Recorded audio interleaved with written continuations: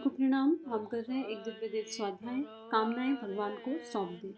आइए नेत्र बंद करते हैं। परम पूज्य गुरुदेव परमवंदे माता जी का, गुरु तत्व का, गुरु शक्ति का आवाहन करते हैं और विश्व के कल्याण के लिए गायत्री मंत्र भावना कि जितने भी जागृत जीवन चेतनाएं हैं, ये स्वाध्याय उन तक पहुंचे। इस तरह के सारे विचार, सारी भावनाएं उन तक पहुंचे, उनके हृदय को स्पर्श करें और हम सभी एकजुट हो जाएं और समझ पाएं कि अब कामनाएं विशेष मांगने का समय नहीं है।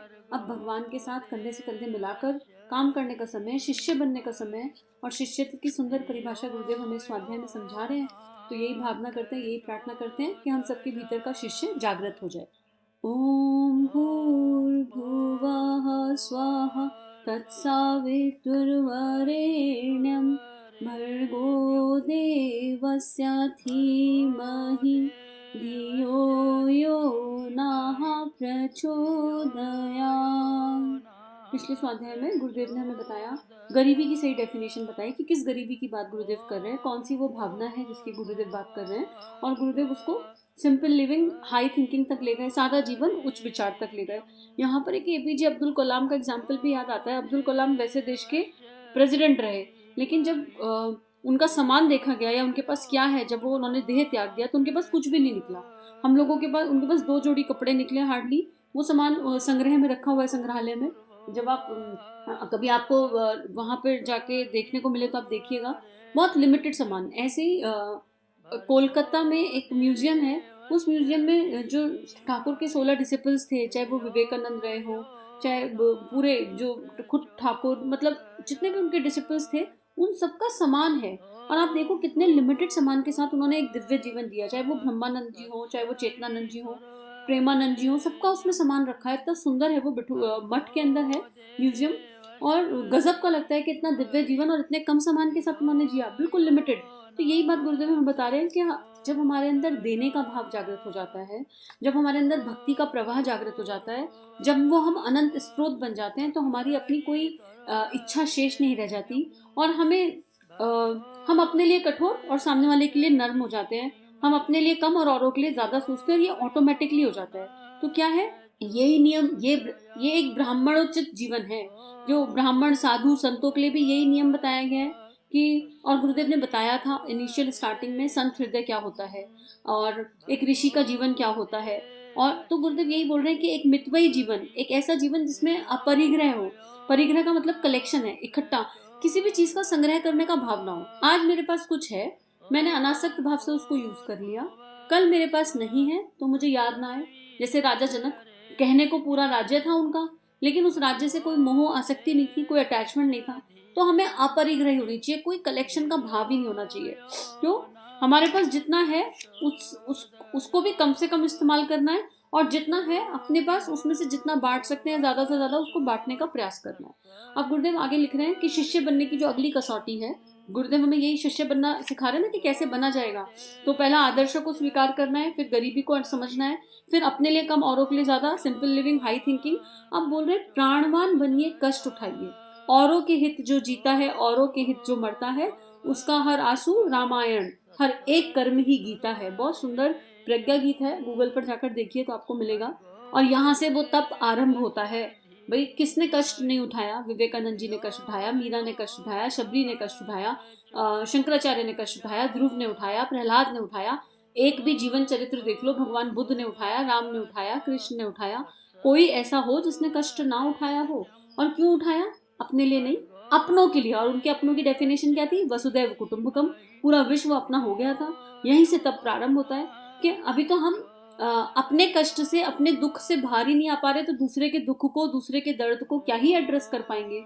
तो पहले अपने इमोशंस को समझिए, उनसे बाहर आइए और जानिए कि ये इमोशंस, ये भावनाएं टेम्परेरी हैं और हम नित्य हैं, शुद्ध हैं, बुद्ध हैं। और हमारा जो जन्म हुआ है वो केवल इन छोटी छोटी भावनाओं, छोटी छोटी इच्छाओं की पूर्ति ना होने से हम रोने लग जाते हैं, दीनहीन हो जाते हैं, गुस्सा कर जाते हैं, ईर्ष्या के भाव आ जाते हैं।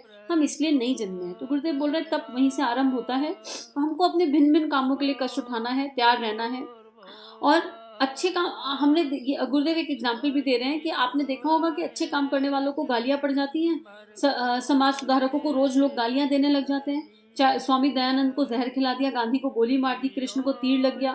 ये जो है कौन लोग हैं? ये वो हैं जिन्होंने समाज की विकृति से लोहा लिया। इनको बहुत कुछ सुनने को मिला। भगवान बुद्ध की एक स्टोरी आती है, कहीं गए और किसी ने स्वागत में उनके ऊपर पूरा पूरा गांव का कचरा डाल दिया, लेकिन वो शांत बैठे रहे। क्यों? क्योंकि वो अपनी अंतरात्मा की खुशी और अपने आनंद के लिए कर रहे थे। तो ये सब वही है, और ऐसे लोगों को मुसीबतें उठानी ही पड़ती हैं। लेकिन हम तो जो ऐसे लोग हैं, वो मुसीबत जो उठा रहे हैं, क्या हम उनके साथ सहयोग में खड़े नहीं हो सकते? मुसीबतें गुरुदेव को उठानी पड़ी। जब गुरुदेव ने कहा गायत्री घर घर जाएगी, गुरुदेव ने नारियों को गायत्री का अधिकार दिया। आज इस पूरी गायत्री परिवार की एक एक स्त्री घर घर जाके यज्ञ कराती है। तो गुरुदेव को बहुत बहुत पंडितों ने किसने किसने क्या क्या नहीं कहा, बहुत परेशानी उठानी पड़ी। लेकिन जब भी हम कुछ नया करने जाएंगे, परेशानी तो उठानी पड़ती ही है। तो गुरुदेव कह रहे हैं प्राणवान बन जाओ। अब जैसे कहा जाता है भाई दहेज नहीं लेना चाहिए, हम अपने घर में वो एग्जाम्पल सेट करके दिखाएं ना कि हम दहेज नहीं लेंगे, और फिर घर में अपने विवाह करेंगे। लड़की लेकर आए तो लड़की के गुणों के आधार पर लेकर आए, और लड़की अपने घर से दें तो एक ऐसे प्राणवान घर में दें जहाँ भले ही पैसा कम हो लेकिन लोग अच्छे हों। हम ये अपने घरों से जो शुरू करें तब तो समझ में आएगा। दिन की शादी अपने घर में करके दिखाइए। दिन की शादी में इतना खाना बनता है, इतना खाना बनता है।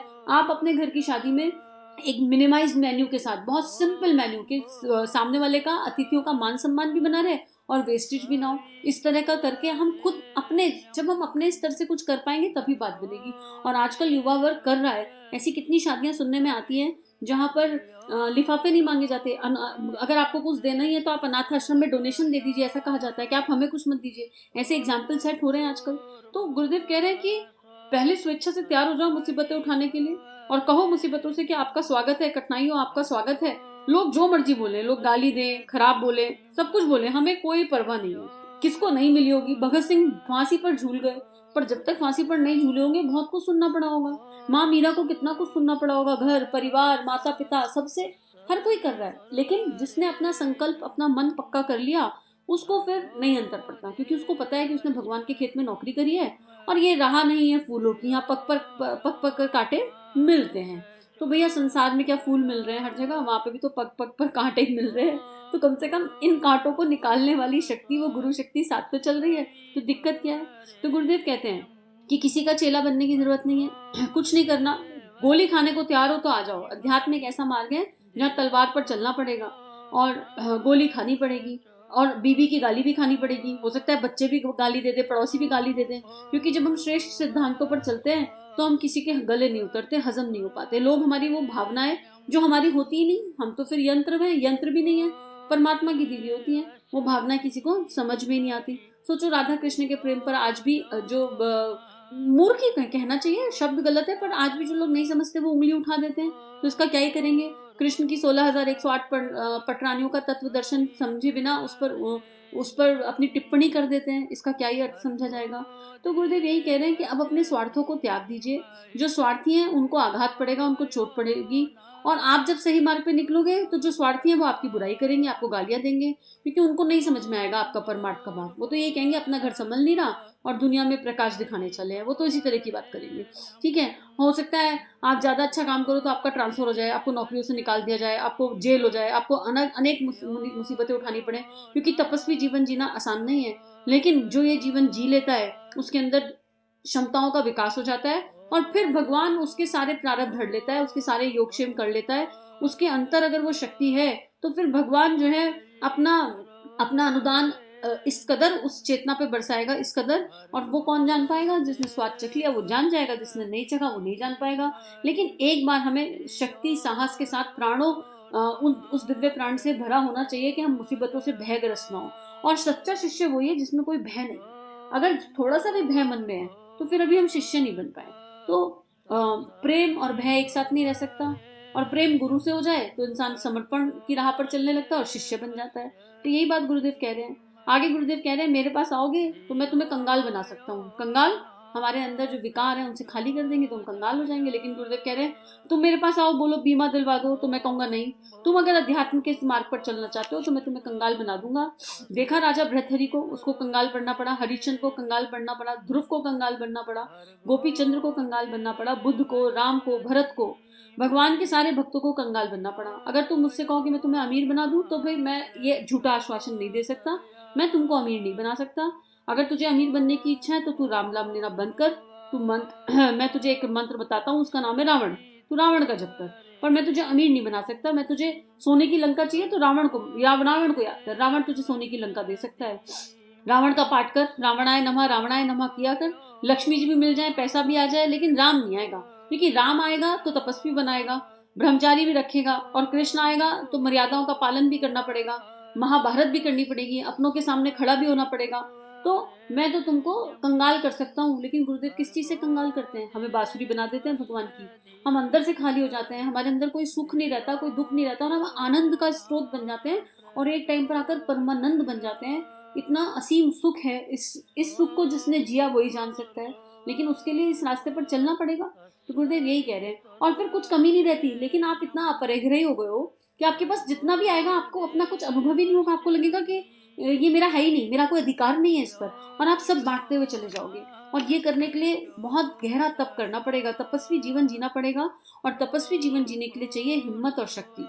और वो हिम्मत और शक्ति मिल जाती है गुरु के सानिध्य में रहकर। गुरु के चरणों का ध्यान अपने हृदय में लगातार करते रहिए, उनसे शक्ति मांगते रहिए, मांगते रहिए, क्योंकि हम श्रेष्ठ के लिए मांग रहे हैं ना, मांगना तो पड़ेगा ही, मांगता कौन नहीं, पर हम कम से कम वो तो मांग रहे हैं जो मांगने योग्य है। हम ये तो नहीं कह रहे हमें गाड़ी दे दो, बंगला दे दो, नौकरी लगवा दो, शादी कर दो, बिजनेस में मुनाफा करवा दो, हम ये सब चीजें तो नहीं मांग रहे हैं। हम कम से कम ये तो मांग रहे हैं कि इस मनुष्य तन का सदुपयोग करवा दो, ये मनुष्य तन आपने दिया विकारों से भरा पड़ा है, इन्हें विकारों से मुक्त कर दो।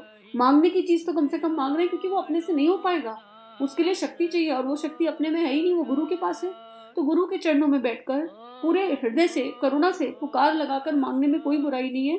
और जब हम ये मांगेंगे हमें वो तप करने की शक्ति मिलेगी, हिम्मत मिलेगी, और जब हम तपेंगे तो हम मजबूत हो जाएंगे। कच्ची मिट्टी के अंदर को जब तपाया जाता है तो वो ईंट बन जाती है तपने के बाद, कच्चा लोहा तपाने के बाद स्टील बन जाता है। और ऐसे ही एक छोटा सा पौधा जब मिट्टी में हम बीज डालते हैं तो छोटा होता है पौधा, उस पौधे को चारों तरफ से हवा पानी से बचाना पड़ता है, लेकिन जब वो पौधा वृक्ष बन जाता है तो हजारों को हवा पानी दे सकता है। तो हमको धीरे धीरे चलना पड़ेगा इस राह पर। गुरुदेव अनेक एग्जाम्पल दे रहे हैं कि पानी को गर्म करो तो भाप बन जाता है, पारे को जब हकीम लोग तपाते हैं तो पूर्ण चंद्रोदय बन जाता है, रेल के बड़े बड़े इंजन चलने लगते हैं, और कच्चे आम को पकाते हैं तो पका हुआ आम बन जाता है। तो ऐसे हमें पकाया जा रहा है। ये तप जो है ये एक तरह की वेल्डिंग है हमारी, और हमको अपने गुरु से जोड़ा जा रहा है इस वेल्डिंग में। जैसे लोहे के दो टुकड़ों को जोड़ते हैं ना, और उसके बाद फिर उसको घिसते हैं तो हथियार बन जाता है, ऐसे ही सब गलने की निशानियां हैं। बीज जब गल जाता है तो उसमें से एक उसकी अनंत संभावनाएं प्रकट हो जाती हैं। मैं आपको पूछूं कि एक बीज में कितने फल हैं, आप बता सकते हो क्या कैलकुलेट करके? कोई सोच के देखो, एक बीज आपके हाथ में रख दिया, एप्पल का बीज रख दिया, अब इसके अंदर कितने फल हैं, कोई अंदाजा है? एक पेड़ को देखकर उस पे कितने फल हैं ये तो इंसान देखकर बता देगा, पर एक बीज में इतनी अनंत संभावनाएं हैं, क्योंकि एक बीज जब धरती में जाएगा तो वो गल जाएगा, और पूरा अपना अस्तित्व जब वो मिट्टी में मिला देगा पूरी तरह, तो उसमें से पेड़ निकलेगा, और उस पेड़ में से अनंत फल, और वो एक साइकिल होगी। तो हम वो बीज हैं जिसमें अनंत संभावनाएं छुपी पड़ी हैं। हमें उन संभावनाओं को जानना, पहचानना और उनके हिसाब से चलना। आज के लिए इतना ही। हम सभी का जीवन गुरु शक्ति के दिव्य सूक्ष्म सानिध्य में मंगलमय है।